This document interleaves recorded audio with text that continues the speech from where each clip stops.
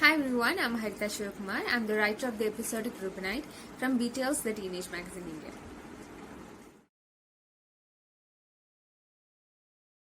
Well, yes, at times it is overwhelming, but I won't say that it is tough or difficult because when you get a chance to do something that you really like to do, then there is no complaining. And moreover, even though it does take a toll on me physically and mentally sometimes, but at the end of the day, when somebody reads the magazine and says that they really like it, and when the team is really happy, I think all the pain and all the exhaustion just goes away. So yes, it is tiring, but at the same time it's just a bliss of experience. So yeah, I really like it.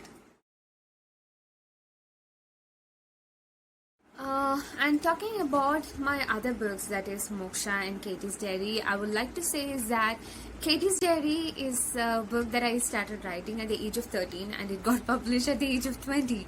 So it took almost 7 years for me to debut my book, and it is kind of an memoir.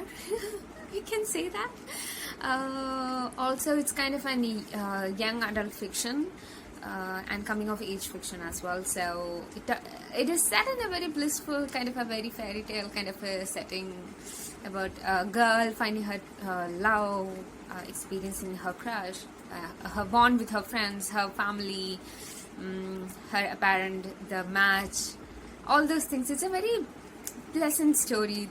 Even though my second book is a very different genre, set apparently two different kind of a writing style and theme, and I'm really proud of both of them because it just shows how mature I have become as a writer, as a person as well.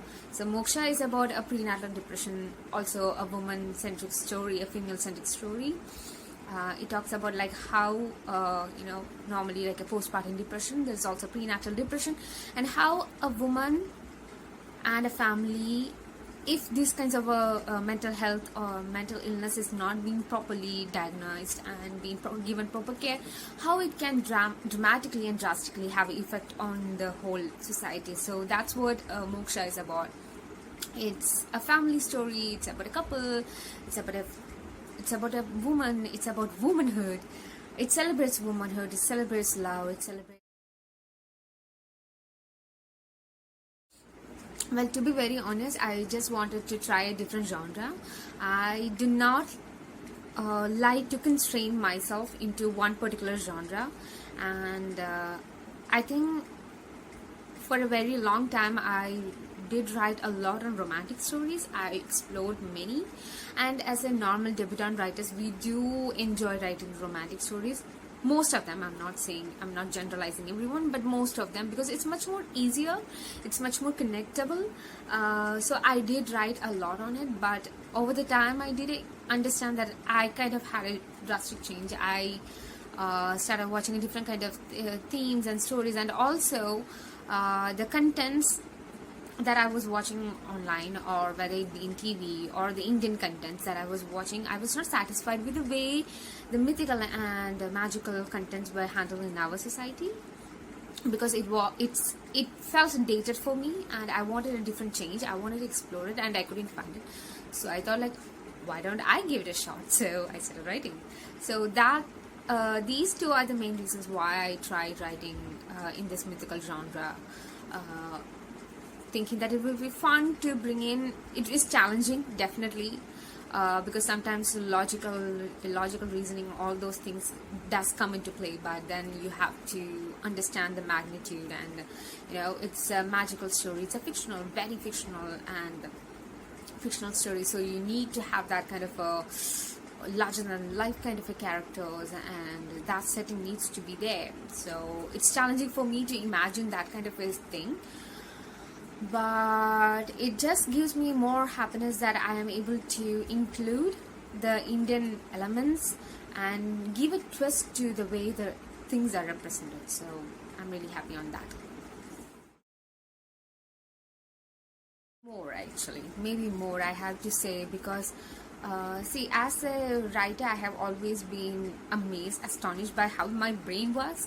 that kind of comes as a different person, different individual itself, because you kind of have a very thin framework on how the characters need to be and how these things are, how the characters behave, and very few basic things. But as you journey through the characters, as you journey through the story, that's when you actually explore these characters. So it's kind of a living with those characters. So the sudden impulse dialogues that they deliver, or situations, it all very spontaneous. It's not something that most of them are not like pre-thought, or like oh, this is how we want to do, this is exactly what we write. Sometimes we do, but what happens is sometimes it doesn't appeal when you actually put it into words. So at that moment what comes up, that's what it happens. So I think the journey I have with Rudra, Marki, Agastya, Bhumi, even Benny or Mitra or Alar, everyone has been astonishing for me, and I think that I have grown along with them, and I'm still learning about them a lot still. So I think yes, and more.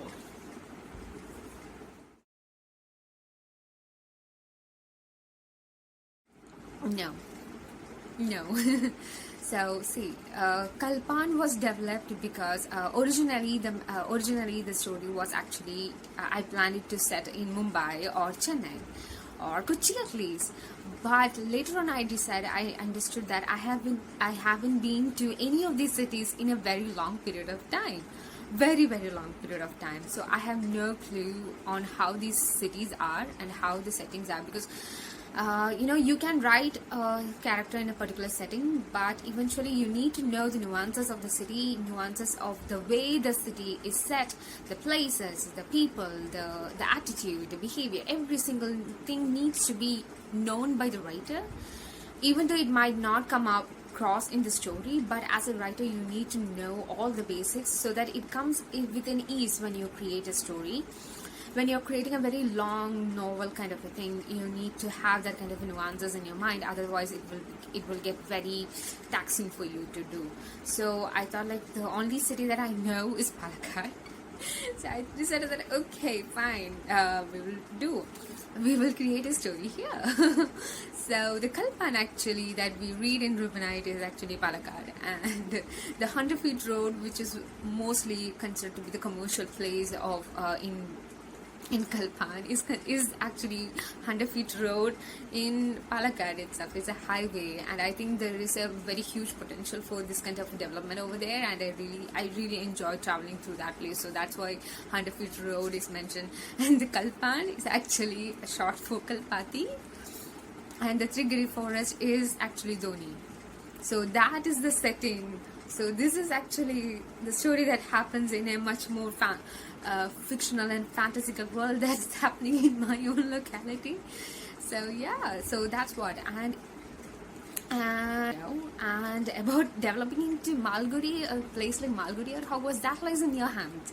I strongly believe that anything that we create becomes a prolific and a beautiful thing, more beautiful and more it has its legacy when you guys accept it and you guys cherish it. So if you're liking it and you want to see it more, then I think Kalpan will continue. Otherwise Kalpan will end with Rubinite, I guess so. Yeah.